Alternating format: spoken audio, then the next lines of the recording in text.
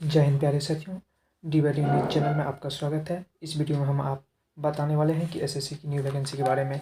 आप सभी को बता दें कि एसएससी की तरफ से 300+ वैकेंसी रिलीज हुआ है।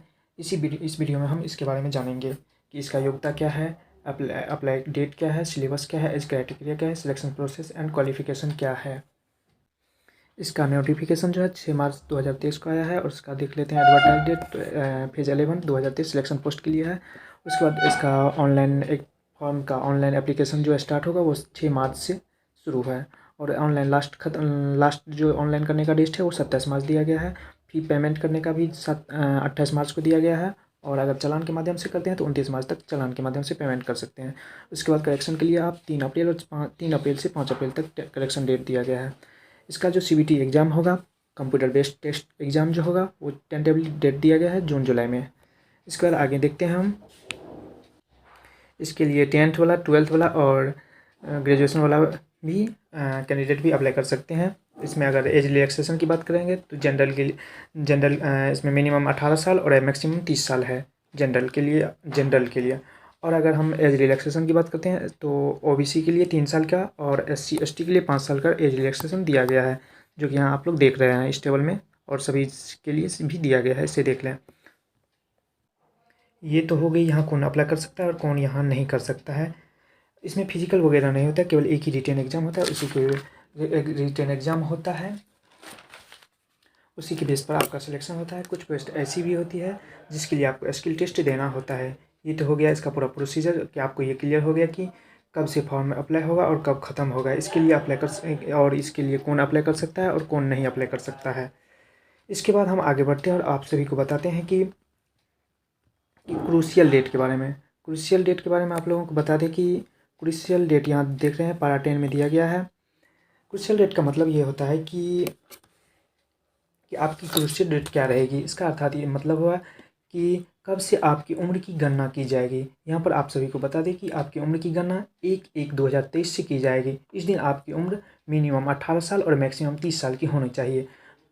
बाकी अगर आप रिजर्वेशन कैटेगरी से बिलोंग करते हैं तो उसकी छूट आपको उसके अकॉर्डिंग मिल जाएगी। वहीं अगर हम क्वालिफ़िकेशन सर्टिफिकेट की बात करें तो वो 27/3/2023 तक, क्या लिखा हुआ पैरा 10 के 2 में लिखा हुआ है कि 27/3/2023 तक आपकी डिग्री जो हो वो कंप्लीट हो जानी चाहिए। इसके बाद कि अगर आपके डॉक्यूमेंट्स को अगर हुआ तो इसको कंसिडर नहीं किया जाएगा। ये तो रही क्रूशियल डेट की बात कि कब आपकी उम्र की गणना होगी, और आप साथ ही बता दिए कि क्वालिफिकेशन सर्टिफिकेट की क्रूशियल डेट क्या है, इसे भी आपको हम बता दिए। अब हम देखते हैं कि इसके लिए कौन अप्लाई कर सकता है और कौन नहीं कर सकता है। तो इसके लिए जो भी अप्लाई होगा वो ऑनलाइन माध्यम से होगा। अगर आप एक कैटेगरी से अप्लाई करना चाहते हैं तो आप कर सकते हैं। अगर आप दूसरी कैटेगरी में दूसरी पोस्ट के लिए भी अप्लाई करना चाहते हैं तो वहाँ से भी सेपरेटली अप्लाई कर सकते हैं, जिसके लिए आपको अलग से फीस पे करनी होगी, यानी कि प्रीफ्रेंस की ऑप्शन यहाँ आपको नहीं मिलने वाली है। इसके लिए अलग अलग पोस्ट पर अलग अलग अप्लाई करनी होगी, जिसके लिए लास्ट डेट 27/3/2023 रखी गई है। इसके बाद हम फीस की बात कर लेते हैं। फीस की बात करते हैं तो जनरल, ओबीसी, ईडब्ल्यूएस कैटेगरी के लिए फीस 100 रुपीज़ पे करना होगा। आप उसके बाद 100 रुपीज़ पे करना होगा। और अगर आप कैटेगरी SC ST OBC से आते हैं तो उसके लिए आपको कोई भी फी पेमेंट नहीं करना पड़ता है। उसके बाद देखते हैं हम कि इसमें क्या एक सेकेंड यहाँ देख लेते हैं आपकी करेक्शन डेट के बारे में, जो कि मैंने पहले ही बता दिया हूँ कि करेक्शन डेट जो रहेगा 3 अप्रैल से 5 अप्रैल के बीच रहेगा। इस बीच आप अपना करेक्शन कर सकते हैं। और यहाँ पे करेक्शन के लिए दिया गया है कि अगर आप फर्स्ट टाइम करेक्शन करते हैं तो लिखा गया, देख लीजिए, इसको पढ़ लीजिए। The commission will levy a uniform correction charge of ₹200 for making correction and resubmitting modify a corrected application for the first time and ₹500 for making correction and resubmitting modified या corrected application for the second time. The correction charge will be applicable all candidates irrespective of their gender या categories। तो यहाँ आप देख सकते हैं कि अगर इसमें बताया गया कि पहली बार अगर आप करेक्शन करना चाहते हैं तो उसके लिए आपको 500 रुपये फीस पे करना होगा, और दूसरी बार अगर करेक्शन करना चाहते हैं तो उसके लिए आपको 200 रुपये फीस पे करना होगा। उसके बाद यहाँ आगे बढ़ते हैं तो देखते हैं सेंटर ऑफ एग्जामिनेशन की बात दिया गया, जो कि सबके लिए अलग अलग रीजन के लिए अलग अलग सेंटर की व्यवस्था की गई है। उसके बाद आगे हम देखते हैं यहाँ पे scheme of examination. Scheme of examination का मतलब हुआ कि आपका सिलेबस क्या रहने वाला है। इसमें 4 सिलेबस भी जो है 10th लेवल का, 12th लेवल का या ग्रेजुएट लेवल का, सभी का सिलेबस सेम रहता है, केवल उसमें लेवल का डिफरेंट रहता है। क्वेश्चन का जो डेप्थ होता है क्वेश्चन का उसमें आपको डिफरेंट देखने को मिलेगी।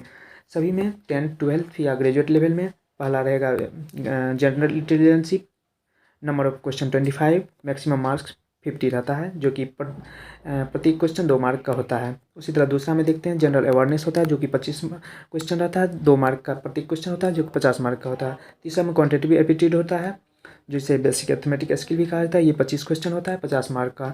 चौथा इंग्लिश लैंग्वेज होता है, वो 25 मार्क का होता है, 25 क्वेश्चन होता है, 50 मार्क का। और इसमें देखें तो 60 मिनट के लिए इसमें 60 इस पेपर के लिए 60 मिनट दिया जाता है। उसके बाद PWD VH इस तरह के कैटेगरी के लिए 80 मिनट का समय दिया जाता है, जो कि प्रत्येक क्वेश्चन पर 0.50 मार्क्स आपका काटा जाता है। ये जो आपका एग्ज़ाम होगा ये कंप्यूटर बेस्ड एग्ज़ाम होगा और मल्टीपल शिफ्ट में करवाया जाता है। आप सभी को बता दें कि यहाँ पर नॉर्मलाइज भी किया जाता है, जिससे किसी का मार्क्स नॉर्मलाइज में घट भी सकते हैं और बढ़ भी सकते हैं। उसके बाद देखते हैं कुछ पोस्ट ऐसे भी तो होते हैं जिसके लिए skill test, data entry test या कंप्यूटर प्रोफिशिएंसी टेस्ट भी देनी होती है। उसके बाद बाकी मेरिट जो होता है आपके मेरिट एग्ज़ाम के आधार पर ही आपका मेरिट बनता है। उसके बाद यहाँ दिया गया है कि मैट्रिकुलेशन लेवल, मतलब मैट्रिक लेवल का जो टेंथ लेवल का से जो फॉर्म भरेगा उसके लिए क्या है, जनरल इंटेलिजेंस में उसका क्या क्या चैप्टर दिया गया है, सभी दिया गया है। उसके बाद देख लेते हैं। इसी तरह 10th +2 लेवल का दिया गया है। फिर इसी तरह आगे देखते हैं क्या दिया गया है। तो यहाँ आप देखिए ग्रेजुएशन लेवल का दिया गया है, इसमें सभी चैप्टर वाइज इसका अलग अलग अपना सभी विषय का टॉपिक दिया गया है। उसके बाद देख लेते हैं। इससे ये स्पष्ट हो जाता है कि जो भी 10th लेवल का पोस्ट होता है उसके लिए आपका जो सिलेबस होगा वो 10th लेवल का ही उसका क्वेश्चन पूछा जाएगा, और जो 12th लेवल का रहेगा उसका 12th लेवल का क्वेश्चन पूछा जाएगा, और जो ग्रेजुएशन लेवल का पोस्ट रहेगा उसके लिए ग्रेजुएशन लेवल का क्वेश्चन पूछा जाएगा। फिर और लेकिन उसके बाद देखते हैं इसमें रिजल्यूशन ऑफ टाइज के बारे में देख लेते हैं एक बार। देख रहे हैं डॉक्यूमेंट वेरिफिकेशन, ये सब आप लोग देख लीजिएगा। उसके बाद देख लेते हैं सिलेक्शन प्रोसेस के बारे में बता ही दिए हैं कि इसमें जो भी होगा रिटन एग्जाम के आधार पर होता है।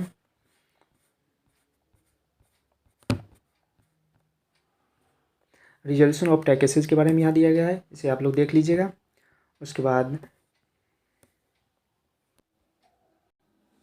आई होप इसके लिए आप भी पूरी इन्फॉर्मेशन को समझ गए होंगे। आज के लिए इतना ही।